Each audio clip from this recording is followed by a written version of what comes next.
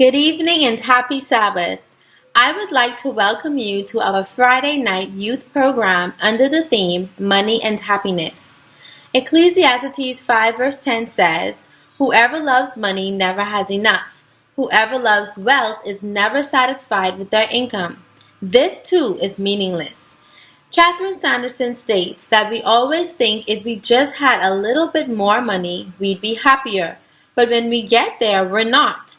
Furthermore, the more you make, the more you want. The more you have, the less effective it is at bringing you joy.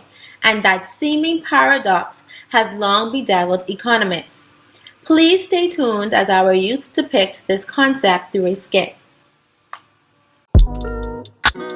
I'm really trying to elevate, alleviating my withdrawals. I'm really trying to elevate, alleviating my withdrawals. Really trying to elevate, live life, alleviating my withdrawals. Live life, really trying to elevate, live life, alleviating my withdrawals. I'm really trying to elevate, alleviating my withdrawals. Yeah. Don't need the hype to celebrate. Just need to find relief for Hi. Hello, how are you? I'm okay. How are you? I'm doing well, thank you. My name is Godfrey A. Saul. You call me G. I'll be your driver for today. Okay. How's your day going? It's not so good at all. Lost my job today, and during this pandemic, it's just, I don't know. And then I have 2 kids, so it's kind of really hard to think about how I can make ends meet with 2 kids plus me. And then, I don't know. I've been living paycheck to paycheck, and it wasn't paying that much, having to pay school fee and put food in their mouths and stuff like that. It's gonna be really hard. Wow, man. I'm sorry to hear that. Yeah. So, man, I know it is tough, like just being without a job in this time, and you say you're having 2 children. Yeah. Huh. It's like raising 2 extra people, including myself. That's very true. It's just At this crazy, point, man. only God can help me. I agree. Yeah, I agree with that. I just want you to know, it's not by mistake that I came to pick you up. I'm God, right? And What? I know that may be creepy, just thinking all that, but yeah, I came to reassure you that everything's gonna be okay. Well, how do I know that you're really God? Because this is modern day, and we don't really know if things like this really happen. It doesn't happen on a regular.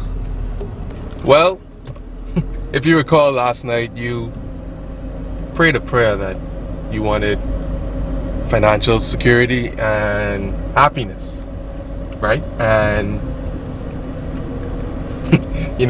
nothing catches me by surprise. I know it may have caught you by surprise that you lost your job, and I guess indirectly you lost happiness too. But Wow. I just wanted to pick you up today to let you know that I'm here to restore everything you lost and to make everything better. I took away that because I have a better job in mind for you. I have greater happiness in store for you, so don't be discouraged. This is amazing. This is different. It's a lot to take in. Yep. I thought this was gonna be the worst because the pandemic, losing your job, no one's really hiring. This is literally, thank you. I'm really, really appreciative of it. Thank you so much for always being there for me. You're welcome. I mean, I told you in Philippians, be careful of nothing. Let all your requests be made known unto me.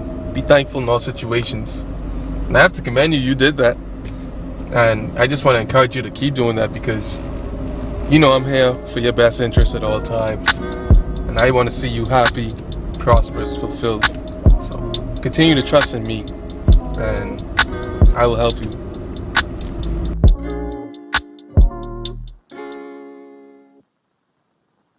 Money and happiness. From the beginning, Genesis 41:34-35 describes how the people were given instructions to save food in the time of plenty for the days of little. It's wise to set a budget, whether or not you're working to obtain something specific. Sticking to a budget can be beneficial for people to control spending. Proverbs 21:20 says, "There is desirable measure and oil in the dwelling of the wise, but a foolish man squanders it." Here's a general idea of what a healthy budget looks like. Firstly, the Bible encourages us to return a 10% tithe to God and then give a free will offering. Next, a calculation of all living expenses helps to determine what is necessary for basic survival. Allocating funds for utilities, groceries, insurance, gas, and other necessities can ensure that, at the very least, basic needs are met. What's left can be split between saving, leisure, charity, and long-term goals. This simple guide can become more detailed with specific percentages and amounts, but the idea is to have a plan for every dollar so that it is not wasted. The plans of the diligent lead to profit, as surely as haste leads to poverty. Do not live above your means.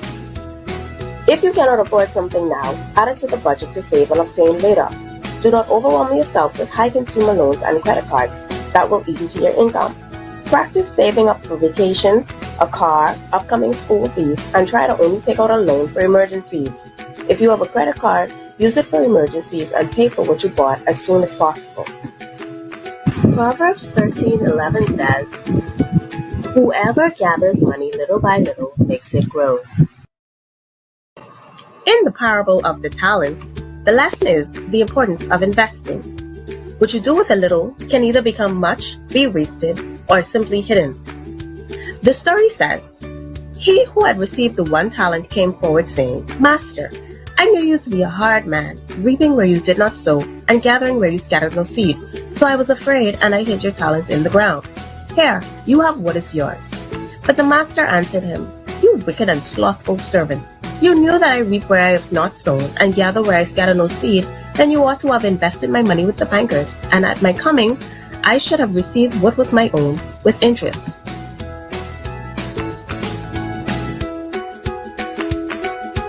It's proven that money does not bring happiness.